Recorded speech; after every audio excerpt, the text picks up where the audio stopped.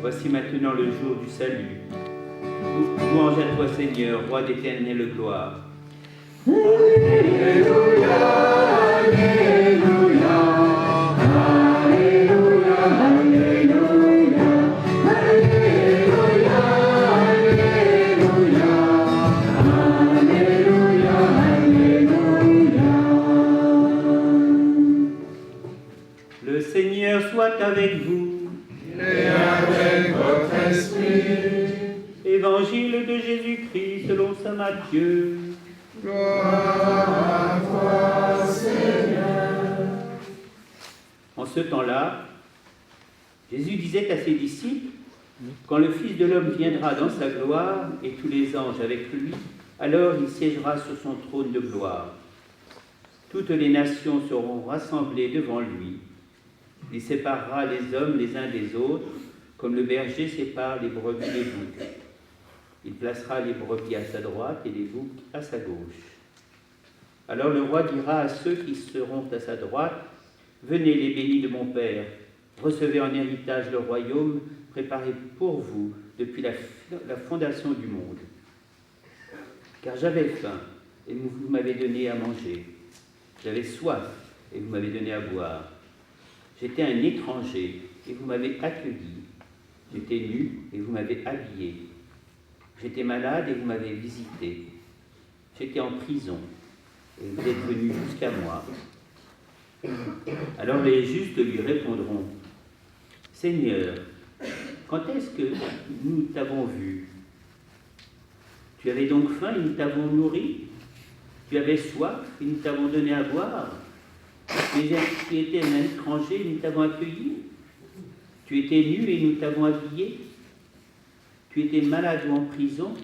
Quand sommes-nous venus jusqu'à toi? » Et le roi leur répondra, « Amen, je vous le dis, chaque fois que vous l'avez fait à l'un de ces plus petits de mes frères, c'est à moi que vous l'avez fait. » Acclamons la parole de Dieu. Louange à toi, Seigneur Jésus.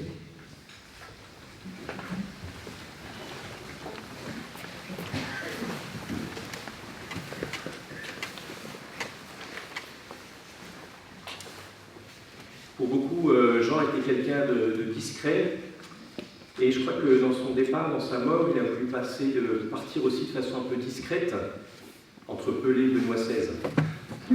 Voilà, mais nous, on ne l'oublie pas. Il était faisait moins la une peut-être des journaux, de tous ces médias, mais nous savons combien à travers sa présence aimante, sa présence discrète, sa présence humble, voilà, à travers son regard d'enfant, son regard sur la réalité, en même temps sur son visage, éclairé par son sourire. Voilà, c'est plein de belles rencontres qu'il a pu vivre avec chacun, avec chacune d'entre nous, qui a pu le marquer, chacun à sa manière. Je crois que finalement, il avait trouvé comme pour chacun un peu un angle, tel ou tel disait vendredi soir à la veillée de prière qu'on a pu organiser. Voilà, moi, il me disait, attention, si tu n'attaches pas ton vélo, je vais te le piquer. Voilà. Et puis d'autres petits souvenirs comme ça. Et je me dis, ben voilà, c'était sa manière finalement d'entrer en lien avec chacune d'entre nous. Mais c'était aussi quelqu'un de généreux, et je crois que c'est à travers ça cet évangile que nous avons retenu, voilà, avec la famille, finalement pour se dire, ben voilà, tout ce qu'il a pu faire, il y avait tout ce qui était souvent très caché, tout ce qui était discret, tout ce que il lui appartient qu'à lui, et puis peut-être qu'on découvrira tout ça, c'est finalement tout ça que le Seigneur vient reprendre, lorsqu'il s'agit de nous ressusciter, finalement de faire relever d'entre les morts, tout ce qu'il peut y avoir de bon, de vrai, de grand, de généreux, de cœur ouvert, de cœur disponible.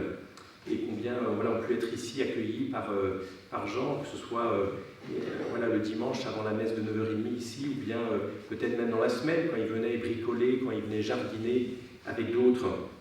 Voilà comment il venait finalement ouvrir des portes. Je trouvais qu'il avait finalement, on pourrait dire, comme une forme d'esprit, peut-être d'âme diaconale, sans avoir peut-être été ordonné diacre, mais il y avait quelque chose comme ça, d'aider les gens à entrer, à sortir, à faire des va-et-vient, avec son bel accent du Cantal, cette belle âme diaconale. Et puis, ces 60 ans de mariage, plus de 60 ans, 63 ans et demi de mariage avec Janine, notamment je crois qu'il y avait ces 60 ans qui avaient été célébrés ici, en juin 2019, mais c'était aussi toujours sa custode qui était sur l'autel pour pouvoir porter la communion à Janine qui ne pouvait plus forcément venir prier chaque dimanche pour nous. Il y avait comme une manière aussi pour certains de découvrir comment bien vieillir, comment un croyant aussi, même si on a cette foi un peu charpentée au cœur, dans l'âme, il y a parfois aussi besoin d'être rassuré, besoin d'être accompagné. Et Emmanuel me disait, voilà, quand on préparait cette célébration, que dans les quelques jours voilà, qui ont précédé sa mort, voilà, lui aussi a un peu été pris de vertige. Hein, et Emmanuel lui disait, mais tu sais, Jésus est présent à tes côtés, voilà, pour toi, pour t'accompagner, pour passer le cap. Hein, et combien voilà, ça avait rassuré voilà, Jean, qu'il avait d'une certaine manière repris voilà, une certaine sérénité, une certaine voilà, confiance intérieure, voilà, qu'il était attendu, qu'il était accompagné. Et puis Jean-Dominique nous disait aussi comment, quelques jours avant, il avait été aussi à l'hôpital Beaujon, voilà, avec la responsable de l'aumônerie, pour lui donner le sacrement des malades, lui permettre de communier encore une dernière fois, et combien il avait vécu ça vraiment dans une démarche de foi. Vraiment, Jean-Dominique nous disait, voilà, c'était un beau croyant qu'il a vécu en profondeur, voilà, qu'il a vécu en toute intériorité. Et bien voilà, je crois que c'est aussi peut-être ces paroles que nous avons entendues dans la première lecture, hein, qui pourraient presque être comme les paroles voilà, de foi que Jean aurait pu dire lui-même. Hein, je le verrai, moi en personne, et si mes yeux le regardent, il ne sera pas un étranger. Il ne sera pas un étranger parce qu'il y a déjà une manière en nous mettant à l'écoute de sa parole, dimanche après dimanche, pour certains même en l'écoutant jour après jour, voilà, dans l'Évangile, dans le reste de la parole de Dieu, et bien qu'il y a comme cette familiarité voilà, avec le Seigneur qui vient nous rejoindre dans notre quotidien, à la fois dans tout ce qui peut faire les grandes fêtes, dans les grandes occasions de joie, mais aussi qui peut venir nous rejoindre dans les épreuves, dans les difficultés, et puis aussi dans notre quotidien, voilà, dans notre humble ordinaire. Voilà, lui aussi vient partager notre ordinaire. Et c'est bien cela finalement que nous célébrons dans la fête de Noël. Voilà, Dieu fait homme pour que... excusez-moi.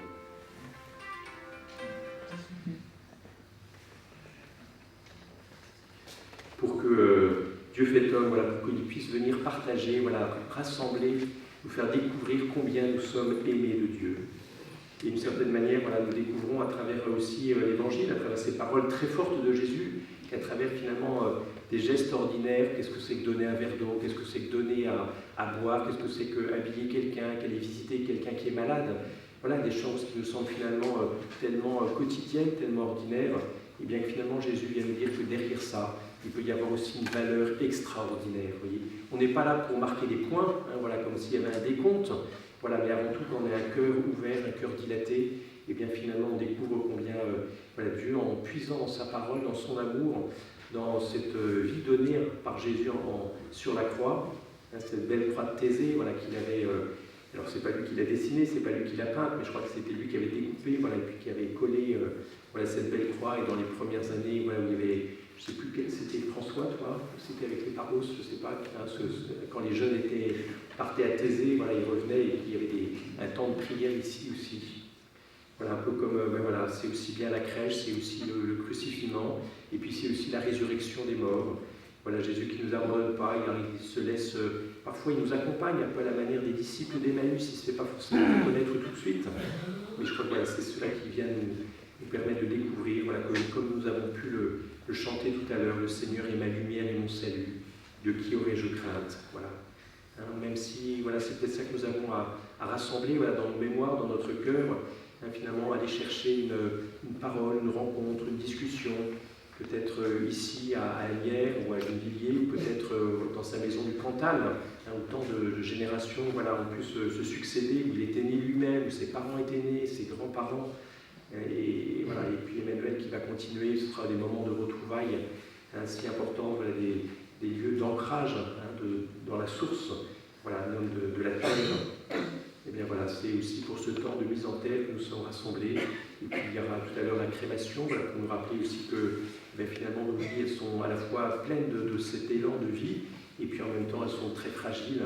Hein, et en même temps, voilà, c'est pas par manque de foi, mais c'est au contraire une manière de dire voilà, que notre corps, même tout fragile qu'il est, eh bien il y a notre âme qui est déjà auprès du Seigneur, qui le rejoint, et c'est ce même corps qui est appelé à ressusciter d'entre les morts.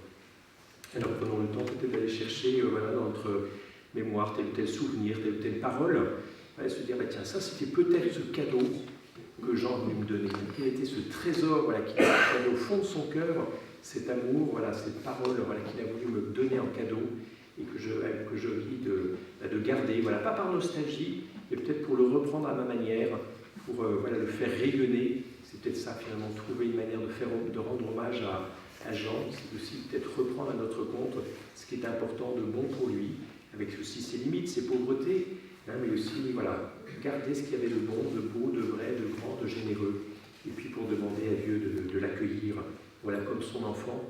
Et puis, je suis sûr que, voilà, avec ses autres frères, avec ses parents, avec tous ceux et celles qu'il a pu connaître, et bien un jour aussi, nous ferons partie de ceux et celles qui nous accueilleront.